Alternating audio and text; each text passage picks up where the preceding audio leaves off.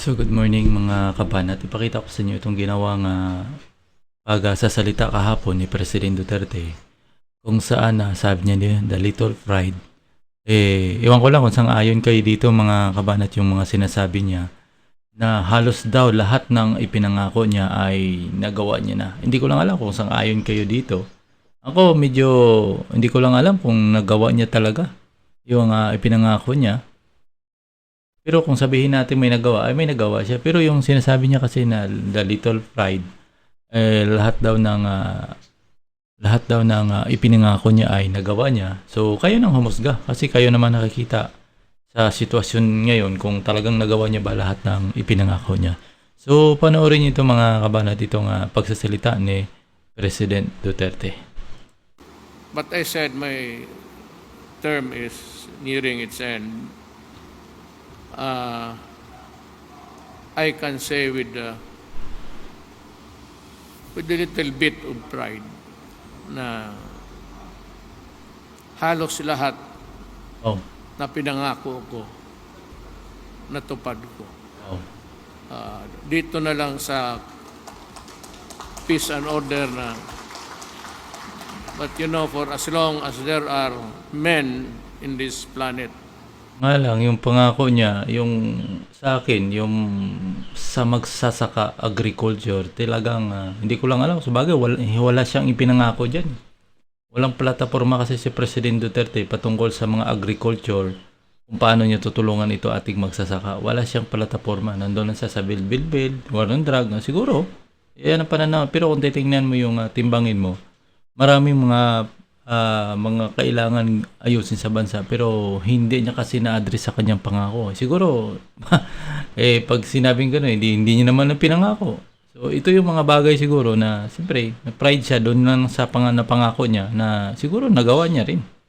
Tuloy ko. there will always be misdeeds and wrongdoings committed by human beings. Military, how siya yung paggawa. Sa galit ko, it was a command conference. All of the commanders of the military were there.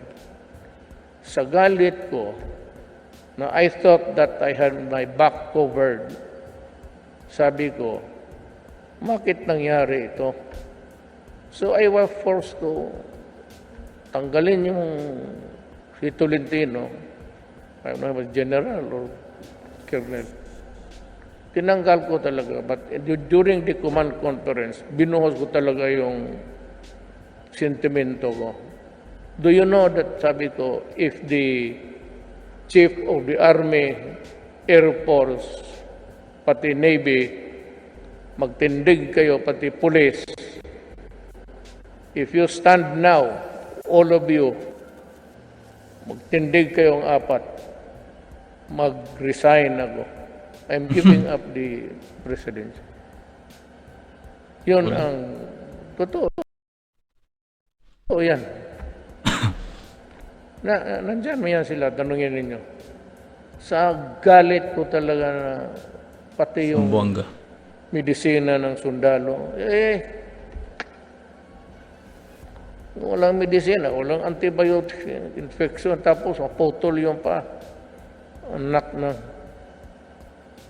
So, sabi ko, kung ganito lang naman pala, mag-resign na ako. What for? Magserbisyo ako ng pahirap ganito. You know, if any politician here is aiming for the presidency, I'm telling you, wag. Wag. Ang sisi mo na lang hanggang langit. Presidente ka, wala kang makuha.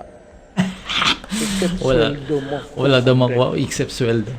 Ako naman, wala akong kasapula. Malabas-labas ang salain mo? Wala kang pera? Yan ang presidency. Juan. Puwerdyado ka pa. Hindi ka makagalaw. Tapos sabihin mo, punta ka doon. Sabihin na, wag yan, sir, kay delikado dyan. O may gusto akong bisitahan na girl.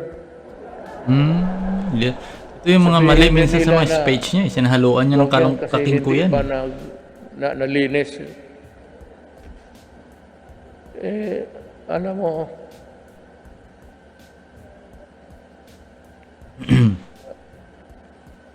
Mahilig talaga ako sa, hindi mahilig sa, not in the vulgar way. Mahilig ako ano ng magagandang babae. Mm. Kasi, yun lang ang makuha ko. Marami akong, kanina pa ako sigit tingin dyan. Kaya lang pag tingin sa akin, magtingin ako kunwari doon sa military. Yan lang man ang konsuelo natin. Tapos after this what? I retire and die. So what's the point of...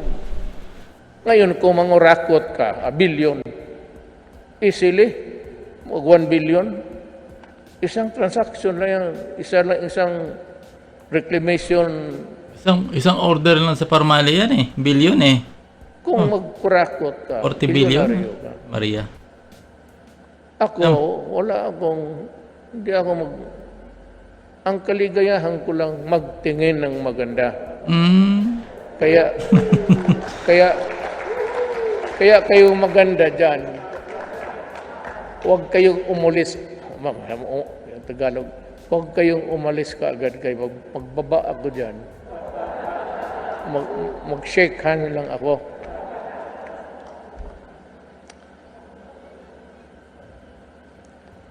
So ito, pag walang, I'm addressing now myself to the military. If you don't have the cooperation of the barangay and the people, mahirap talaga.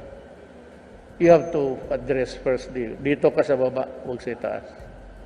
Na itong fighting, it's part of your everyday job.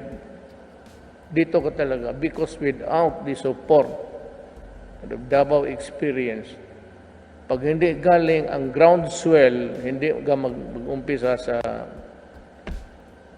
tao, wala talaga. City mayor. Pag ang city mayor ayaw ng droga sa siyudad niya at ang chief of police sumunod doon talaga sa trabaho niya, walang droga. Walang mangyaring droga. Ayaw niya ng sugal, ayaw niya ng kalokohan, masunod. Pag sabi niya ganito, yan dapat. But it takes time to cultivate, propagate the response. Pag yung chief of police mo, yan, ayaw ko ng sugal. Lahat ng terorista, patayin mo. Yun, ayaw mo ng sugal. Pero hindi ko na itutuloy ito mga kabanat. Medyo na hindi ko lumano kasi okay din naman panghayag niya. Minsan, isablay. Kung talagang ibase mo sa realidad. Ito yung opinion ko lang eh. Kasi sabi niya, ayaw niya sa sugal. Pero naglipara itong tinatawag na, ano tawag na to? Ang bang tawag itong sugal ngayon? Itong sila ni mga Chinese yung mayari, itong Pogo, sugal eh. Di ba? Ayun ang sugal, pero naglilipa na yung sugal. Hindi ko maintindihan. Tapos, lagi niya pinagmalaki. Ito lang, war on drugs. Pero, totoong issue dyan, siyempre, kabuhayan. Normal kasi, kabuhayan din. Dapat tinutukan. Wala sa kasing President Duterte, dalawang bagay lang nakikita kong tinutukan niya eh. Talaga eh. Itong bill at saka war on drug, yun lang talaga. Pero sa drug, hindi niya naman nasugbo lahat eh. Andyan pa rin, di ba? Kabila ng kampanya, andyan pa rin. Bilyon-bilyon pa rin nahuhuli ng mga drugs sa custom. Nakakalusot pa rin. O yan, medyo mahirap kasi paniwalaan na sinasabi niya, halos na-complete niya na daw. And the Little Fried daw, halos lahat daw ay na complete niya na yung kanyang ipinangako. Medyo kayo mga kabanat, anong reaction niyo diyan sa pahayag ni President Duterte? Kung sang-ayon ba kayo dito na sinasabi niya halos ay na-complete niya sa inyo? Diba?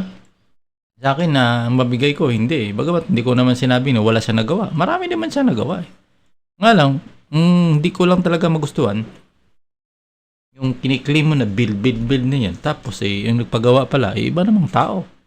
Puro private company at saka nagkakaroon ng toll fee. So, paano natin sasabing proud tayo dyan? Samantala, pag dumaan ka dyan, hindi ka naman makadaan. Ultimo, magbabike ka dyan, hindi ka makadaan. Ultimo, magmotor, tricycle, hindi ka makadaan yan. Ang makadaan dyan, yung mga four wheels. So, sino makinabang dyan? Diba? Kinabang dyan, yung mga kumpanya. Kasi may tolpe. Yan ang hindi ko mag-gets. Tapos, may binibida nila. Pating Skyway Stage 3, binibida nila. Kinalaunan ay gawa pala dito ng San Miguel Corporation. Itong si Ramon Ang. So, nagkakaroon ng tolpe. So, paano natin masasabi na proud tayo dyan? Proud tayo, nakabuo kayo ng ano. Pero ang realidad ay hindi mapakinabangan ng gusto ng taong bayan na talagang madaanan ng malaya o free. Hindi ba? Kasi pag sa akin kasi, halimbawa, pag sa akin kasi mga kabanat, ang akong gusto ko, pananaw ko lang ha, hindi ko sabi ko, Tito tama. Sa akin, gusto ko pag gobyerno, halimbawa kasi yung mga, halimbawa, naglo-loan, di ba? Napakalaking utang ng bansa eh. 11.94%, halos sa ilang hakbang na lang, nasa 12 trillion na tayo. 12 trillion yung utang. Pero sa akin lang, pag sinabing inutang mo yan, pinagawa mo ng building, halimbawa ako, nag-utang ako sa bangko ng pera, pagkatapos ba ng gawa ng bahay ko, yung bahay ko ba sa bangko ba mayari? Di sa akin ha. Ibig sabihin, pagkatapos ba ng bahay ko, rerentahan ko yan sa bangko? Anong nangyari sa ating bansa? Ganun mga kabanat eh. Uutang tayo sa, halimbawa, uutang tayo sa Japan ng napakalaking halaga. Pupunduhan ng Japan yan. Pero ang realidad, babayaran pa rin natin sa Japan yung utang. Pero nag-handle yan, private company. Naniningil ng tolpe, kumbaga. So, parang hindi ko magets. Nangungutang tayo. Tapos, babayaran natin ng utang. Tapos, ang may hawak naman ng mga daanan niya, ng ilang mga daanan, hindi naman lahat na may tolpe. Hindi naman lahat na nagawa ng bil may tolpe. Mayroong ilan na wala din naman. Pero ang ilan dyan. Tapos, isingilan natin ng tolpe. Tapos, ang may hawak dyan, private company, yung mga sino-sino, nung mahingi ng tolpe. Tapos, babayaran pa natin yung utang. Parang, ano ba yun? Tapos yung utang, may interest pa. So, parang niluloko ka sa parang pag tiningnan mo kasi mga kabayan, parang ginisa ka sa sarili mong mantika eh. Di ba? Parang sinabi mo na, ako, uutang ako sa bangko, maglulun ako sa bangko dahil gusto kong magpapagawa ng bahay. Halimbawa, no? Ito yung example lang. Gusto kong magpapatayo ng bahay sa bangko. Uutang ako ng pera sa bangko, gusto kong magpatayo kasi ng bahay. Pagkatapos na nagawa ng bahay ko, ang ginawa mo ay nirintahan mo sa bangko. Yung bangko nagpapalakad ng bahay mo, niririntahan mo pa, ganun ba dapat? Tapos babayaran mo pa yung utang sa bangko, parang ganyan nangyayari sa ating bansa. Nagets mo ba yung ibig ko sabihin? Parang ganun eh. Ang binibida ni Mark Villar. Dapat pag ako, wag iboto itong si Mark Villar eh.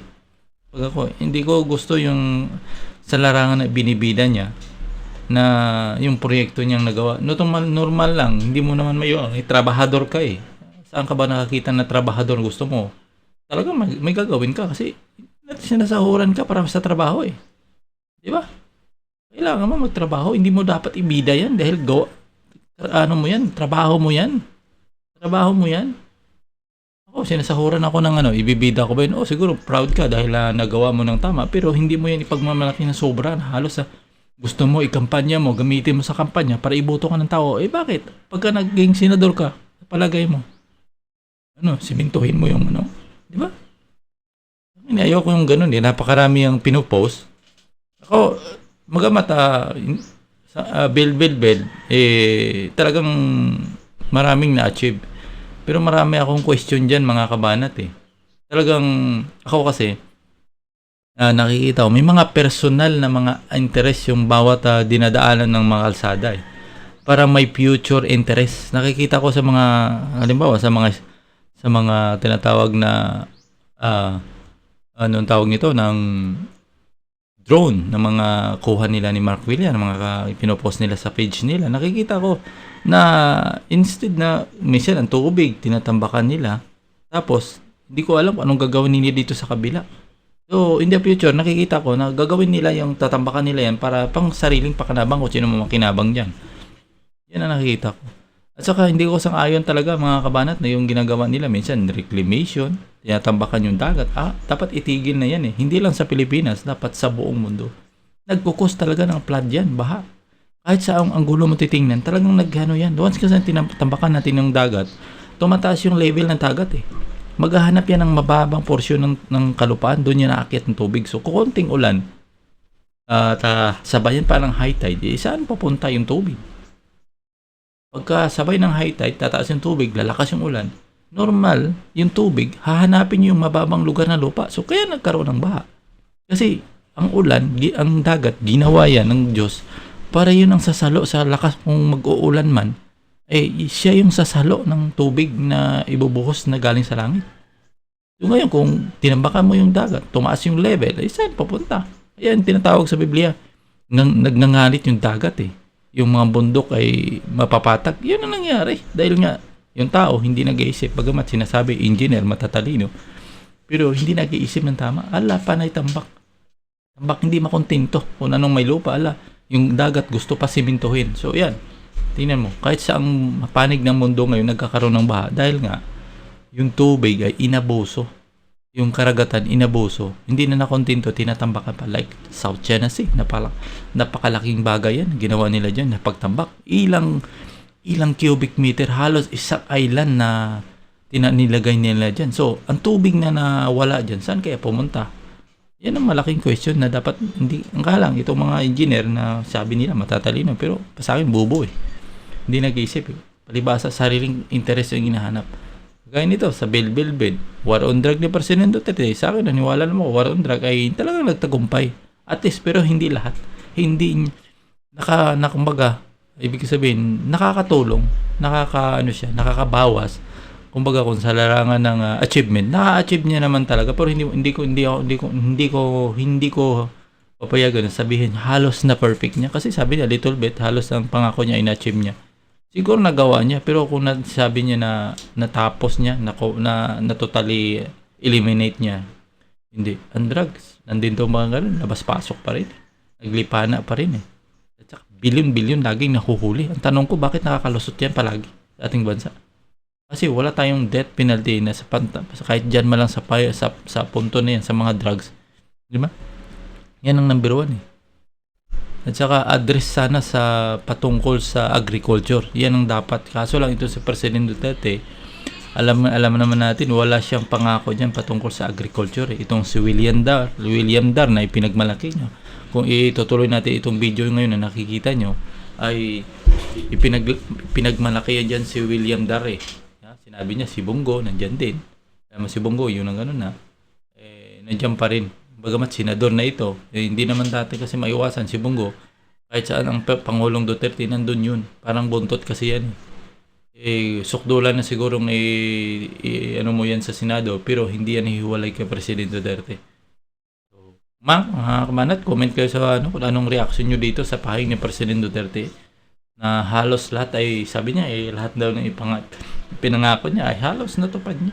Sa akin, kung sa rating niya siguro bigyan ko siya ng 70. At least may 30% na sa akin lang Kasi hindi ko sa mga pangako niya mga kabataan, punto ko, 70% sa mga pangako niya siguro ibibigay ko. Kasi ang pinangako niya lang naman build war on drugs, yun lang naman. Pero kung talagang totally na sabihin mo na i-address niya talaga na bukod sa hindi niya na ipangako like itong patungkol sa kuryente, tubig, agriculture ay talaga sa akin siguro mga 1% lang bibigay ko ang rating diyan. Dahil wala talaga siyang nagawa eh. Wala siyang nagawa diyan patungkol diyan. Parang ginaganyan mga tao diyan, parang natutulog sa kangkungan. Hindi nag-iisip ng tama. Malaking budget pero hindi mo maramdaman kung saan nila pinaglalagay, di ba? So, yan ang muna ang aking opinion dito mga kabanat at maraming salamat. Yan ay opinion ko at based naman sa nakikita ko. Okay, magamat naging DDS ako dati at nakita ko naman na kung sa larangan kasi ng ipinangako ni President Duterte, hindi ko naman masang-ayunan. Sinabi niya halos ay na niya na. Hindi ko lang alam kung anong ibig sabihin niya kasi na halos lahat ay na-complete niya na o na-achieve niya na. Hindi kaya, kasi pag sinabi mong ihambing natin na lahat ay na-eliminate niya na o natapos niya, ay malabo mga kabanat. Dito pala sa war on drug ay halos pa lang na nangahalahati ata siya eh. Siguro, naniwala ako nangalahati. Dahil Pero kung talagang nasugpo mo, ay wala eh. Nandiyan pa rin. Bumabaha pa rin mga kabanan. Sa bil, nandiyan naman. Di pa naman tapos. At saka yun nga, may mga question ako dyan na hindi ko maintindihan. Ano ba talaga? Sino ba talaga nagpundo dyan? Gobyerno ba talaga nagpagawa yan? O private sector? Di ba? Alam natin, inutang yan. Pero bakit pag inutang natin, eh, bakit tayo nagkakaroon ng iba? Questionable. Ako question ko kasi na minsan may mga toll pay. Di ba? Tapos ibalandra mo, build. Si Mark Villar, automatic. Bakit si Mark Villar nilagay mo niya? Eh, Mark Villar, sa hola ng gobyerno yan. Eh, dapat kung sa private naman na bagsak, eh, dapat private company mapagawa. Hindi sakop ng gobyerno yan. Di ba? So, yan lang muna mga kabanan.